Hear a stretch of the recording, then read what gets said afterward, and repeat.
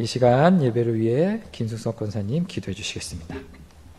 사랑의 하나님 아버지, 주님과 동행하기를 원하는 성도들이 이 자리에 수요 기도회로 모일 수 있게 모든 여건을 허락하신 아버지께 감사드립니다. 유난히도 무덥던 금년 여름도 서서히 지나가고 있고 금년도 이제 4개월밖에 남지 않았습니다. 무더운 여름이었지만 각 수련회를 통하여 그리스도의 사랑과 성도들과의 사랑으로 더욱 굳건한 믿음의 자리로 인도하신 하나님께 감사드립니다. 하나님, 우리나라를 비롯한 전 세계가 바퀴 하나가 빠진 마차처럼 방향을 잃고 털거덕거리며 소음을 내고 우왕좌왕하고 있는 것 같습니다. 무엇이 정의이고 공의인지는 아랑곳하지 않고 그저 자신의 이익에만 몰두하여 물질에 대한 욕망과 잘못된 명예를 추구하고 있으며 잣대가 되어야 할 헌법이나 법률마저도 장식품처럼 되어 시시각각 이기심에 맞춰 딸랑거리는 소리를 내는 것 같습니다.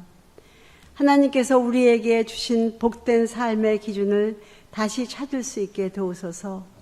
각 나라의 전쟁과 분쟁을 멈출 수 있게 도우소서. 모든 사람이 귀한 생명의 가치를 인정받으며 삶의 행복을 누릴 수 있게 하옵소서. 성도들의 생각과 판단을 도우시어 자신들이 선 자리에서 늘 하나님의 지혜로 선택하며 행동하여 후회 없이 지내게 하옵소서. 그리스도인으로서 믿지 않는 주변 사람들에게 선한 영향력을 주어야 할 사명을 잘 감당하게 하옵소서. 우리 교회가 이 잠원동에 자리를 잡게 된 지 45년이 되어가고 있습니다.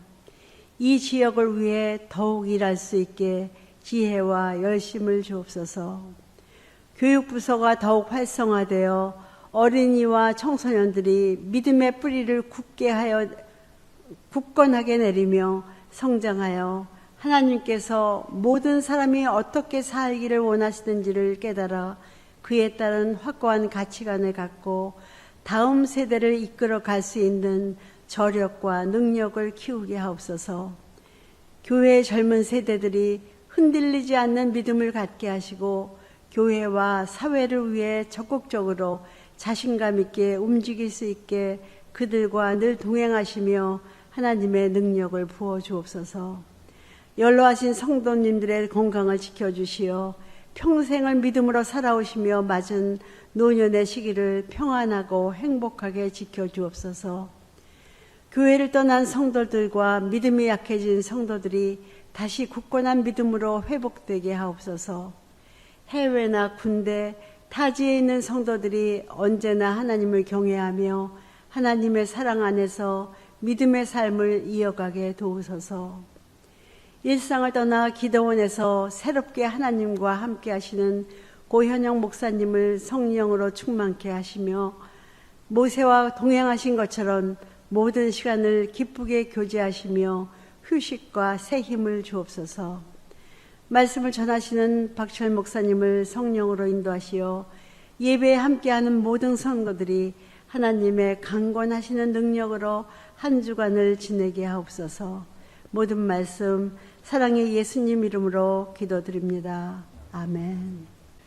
예, 오늘 함께 읽을 하나님의 말씀은 구약성경 시편 116편의 말씀입니다. 구약성경 시편 116편. 주님께서 나의 간구를 들어주시기에 내가 주님을 사랑합니다.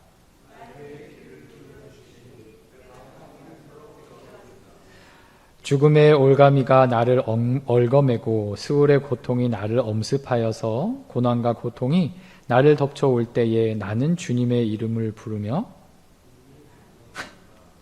예. 주님은 은혜로우시고 의로우시며 우리의 하나님은 긍휼이 많으신 분이시다.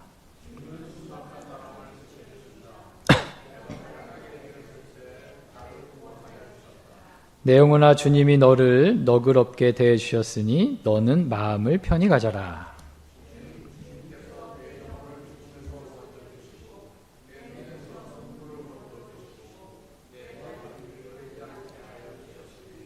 내가 살아있는 동안 주님 보시는 앞에서 살렵니다.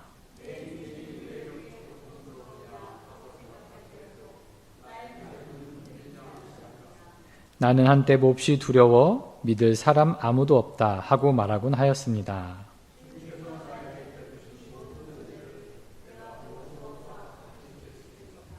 내가 구원의 잔을 들고 주님의 이름을 부르겠습니다.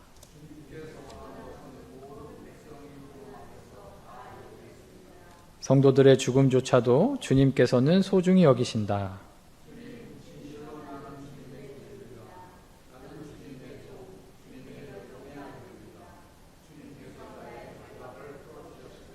내가 주님께 감사제를 드리고 주님의 이름을 부르겠습니다.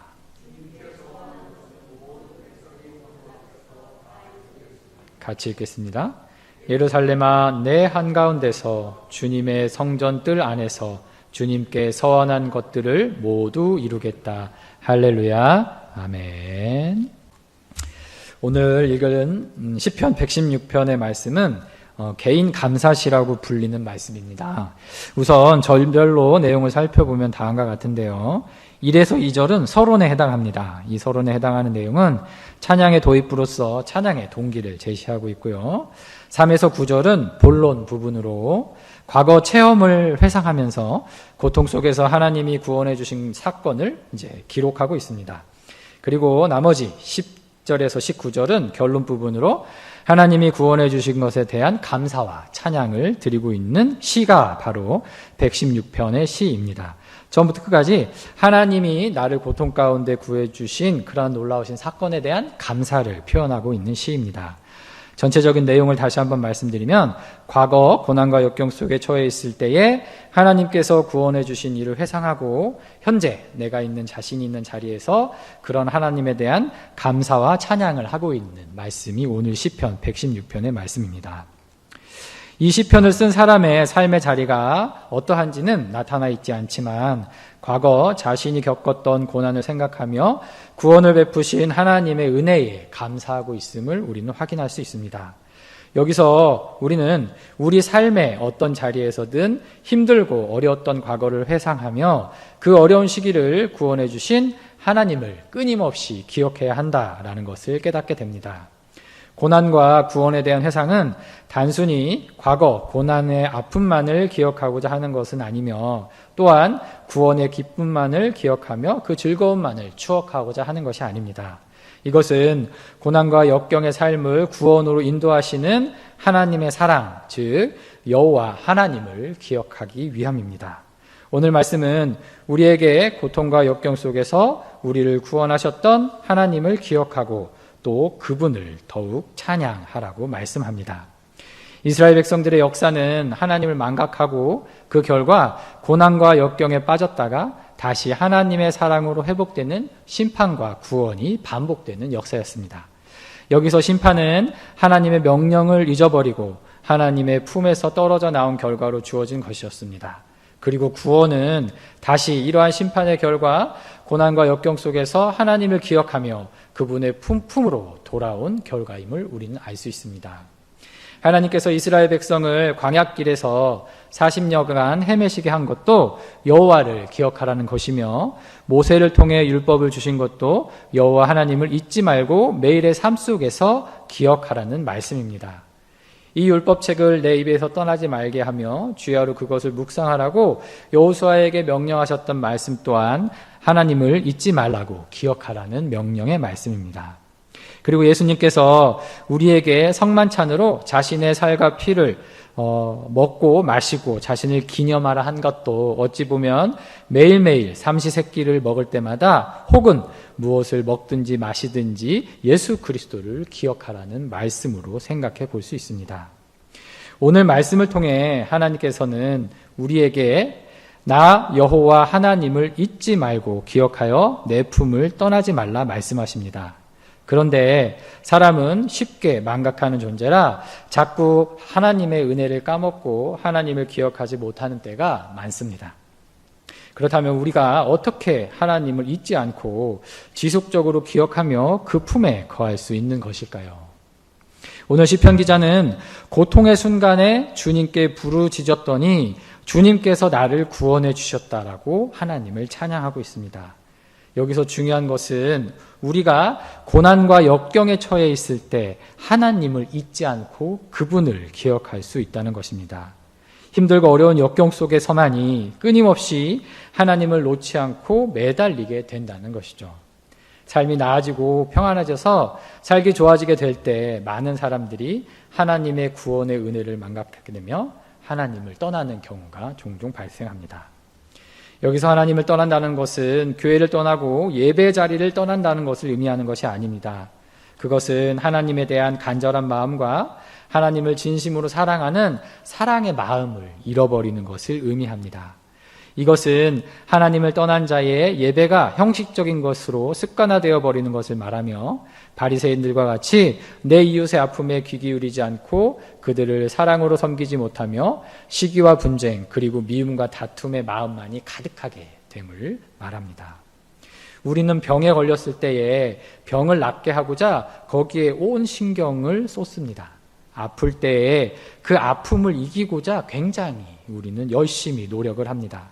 이와 마찬가지로 우리는 고난과 역경 속에서 그 아픔을 이겨내고자 하나님께 간절하게 매달리게 됩니다. 삶이 고통 속에 있을 때에 하나님을 찾고 하나님을 간구하며 하나님께 기도하게 되는 게 우리 인간의 모습입니다. 예수 그리스도의 삶은 십자가를 향한 고난과 역경의 삶이었습니다.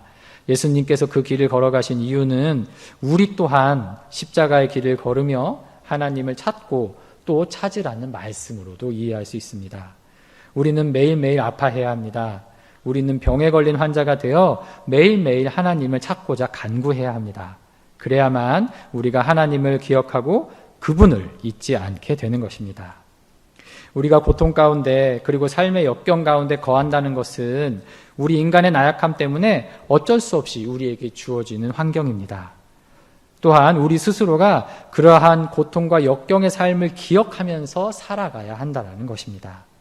이 말은 기쁨과 행복 가운데 하나님을 쉽게 망각하고 잃어버린 우리 자신들의 한계 때문에 어쩔 수 없이 우리가 하나님으로부터 멀어지는 고통 가운데 처하게 되며 그리고 그러한 한계 때문에 우리 스스로가 그 고통 가운데 거하게 되고 그 상황에서 다시 하나님을 기억하고 하나님을 찾게 된다는 것이죠.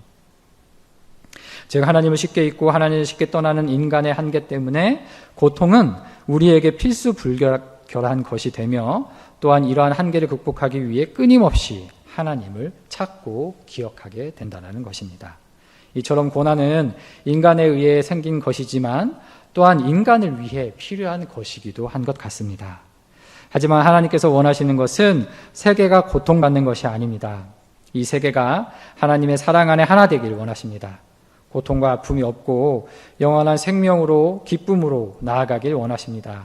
그렇기 때문에 고통과 고난은 인간의 죄의 결과로 나타나는 것이며 구원은 하나님의 은혜로 우리에게 주어지는 것임을 우리는 알 수 있습니다.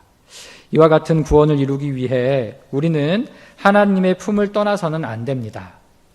그렇기 때문에 우리에게는 예수 그리스도의 십자가를 지는 것이 필요합니다. 왜냐하면 예수님께서 걸어가신 그 길을 우리가 따라갈 때 우리는 하나님을 잊지 않고 그분께 기도하며 그분을 의지하고 그분 품에 안겨 있을 수 있기 때문입니다. 이것이 우리 그리스도인들의 삶인 것 같습니다. 바로 그 앞에 있는 기쁨을 위하여 십자가의 고통을 몸에 새기며 그 순환의 삶을 짊어지고 살아가는 것, 그것이 그리스도인의 또 참된 모습이 아닐까 생각해 봅니다. 우리에게 아픔과 고통만 있으면 그것은 좌절과 절망일 뿐일 것입니다. 하지만 우리가 겪는 고통의 아픔은 예수 그리스도를 통해 실현된 부활의 기쁨으로 나아가게 합니다. 우리가 역경 속에서 하나님을 찾는 기도는 우리를 구원의 기쁨으로 인도하는 것이 됩니다. 삶의 무게와 고통 가운데 하나님을 찾고 간구하는 것은 하나님을 기억하며 그분 안에 거하는 것이므로 그 자체가 우리에게 구원으로 다가오는 놀라운 역사입니다. 즉 우리에게 주어지는 고통과 역경은 우리를 구원으로 인도하는 운송수단이 되기도 합니다. 하나님이 우리를 고난과 역경 속에만 처하게 하신다면 그분은 진정한 하나님이 아닐 것입니다.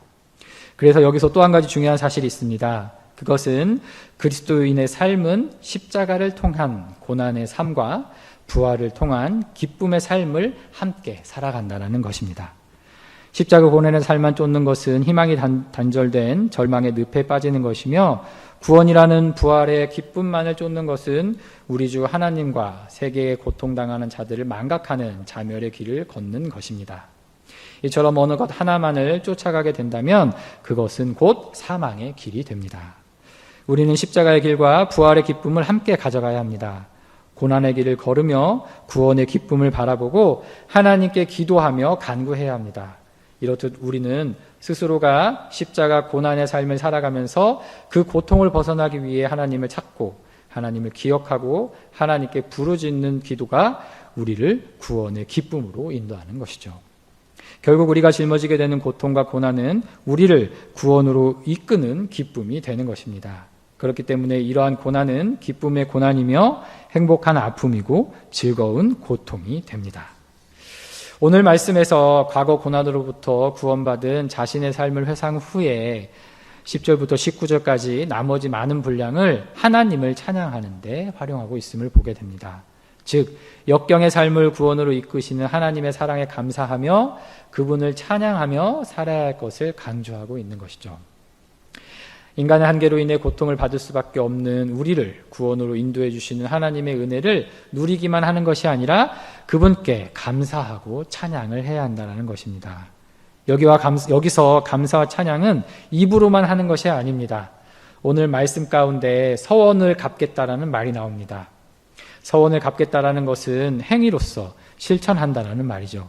하나님과 맺었던 약속을 말과 행위 이 모두를 통해 이행해 나가겠다는 것입니다. 그 약속은 무엇이냐 하면 예수 그리스도께서 주신 가장 큰 계명인 하나님을 사랑하고 내 이웃을 내 몸과 같이 사랑하는 것입니다. 하나님을 생각하고 기억함으로 하나님을 사랑하고 그 사랑으로 내 이웃의 어렵고 힘들고 고통당하는 자들을 위하여 자신의 목숨을 희생하기까지 사랑하는 실천을 감당하는 것이 바로 하나님께 서원을 갚는 감사의 찬양이 될 수 있습니다. 하나님을 사랑하는 것은 위에서 말했듯이 고통 가운데서 하나님의 구원을 바라고 끊임없이 하나님을 찾으며 그분의 품을 떠나지 않고 하나님과 하나님의 명령들을 기억하는 것입니다. 그리고 이웃을 사랑한다라는 것은 삶의 작은 자리에서 내가 할 수 있는 일들을 고통당하고 소외당하며 힘들어하는 자들에게 몸으로 행위로 실천하는 것을 의미합니다. 여기서 중요한 것은 우리가 고통 가운데 처할 줄 알아야 내 이웃의 아픔과 어려움이 보인다는 것입니다. 내가 힘들고 어려운 가운데에 남의 어려움 또한 보이는 것이죠. 이와 같이 하나님 사랑과 이웃 사랑 이 둘 모두가 우리가 고통 가운데 처해 있을 때 가능하기도 한 것입니다. 우리는 예수 그리스도의 십자가를 지고 따를 때 하나님을 찾게 되며 내 이웃의 어려움을 함께 나누는 하나님 사랑과 이웃 사랑도 실천할 수 있게 됩니다. 예수님처럼 고난과 역경의 삶 속에서 자신을 낮춤으로 하나님을 사랑하고 이웃을 사랑하는 이것이 바로 하나님이 주시는 구원의 은혜를 누리는 길이며 주님이 주신 은혜에 대한 감사와 찬양이 될 수 있습니다. 우리는 구원의 기쁨과 하늘나라의 소망을 누리기 위해 하나님을 기억해야 합니다. 또한 우리는 십자가의 고난에 동참하며 이 고난을 통해 하나님의 간전함으로 찾고 그분을 기억해야 합니다. 이렇듯 하나님을 기억하는 삶 가운데 구원의 기쁨을 은혜로 받고 그 은혜에 감사하는 자들이 되어야 합니다. 생활 속 삶의 실천을 통해 온 몸과 마음으로 하나님께 서원을 갚는 감사와 찬양을 드려야 할 것입니다. 기쁜 고난과 즐거운 역경 그리고 행복한 고통을 어깨에 짊어지고 하나님 안에 거함으로 구원의 기쁨을 누리며 하나님의 사랑을 널리 전하는 여러분들이 되시길 간절히 소망합니다. 함께 기도하시겠습니다. 사랑의 하나님, 수요일 저녁 주님을 기억하게 하시어 우리를 이 자리에 불러주시고 주님의 품에 거하게 하여 주심을 감사드립니다. 우리의 나약한 삶 속에 하나님을 잊고 살았던 많은 날들을 회개하오니 용서하여 주시옵소서. 우리 스스로가 고통 가운데 처할 줄 알므로 하나님을 찾으며 주님께 간구하게 하여 주시옵소서. 우리의 삶 가운데 주님을 기억하며 주님만 바라보며 주님만 사랑하게 하옵소서. 감사드리며 예수님의 이름으로 기도드립니다. 아멘. 하늘에 계신 우리 아버지, 아버지의 이름을 거룩하게 하시며 아버지의 나라가 오게 하시며 아버지의 뜻이 하늘에서와 같이 땅에서도 이루어지게 하소서. 오늘 우리에게 일용할 양식을 주시고 우리가 우리에게 잘못한 사람을 용서하여 준 것 같이 우리 죄를 용서하여 주시고 우리를 시험에 빠지지 않게 하시고 악에서 구하소서. 나라와 권능과 영광이 영원히 아버지의 것입니다. 아멘.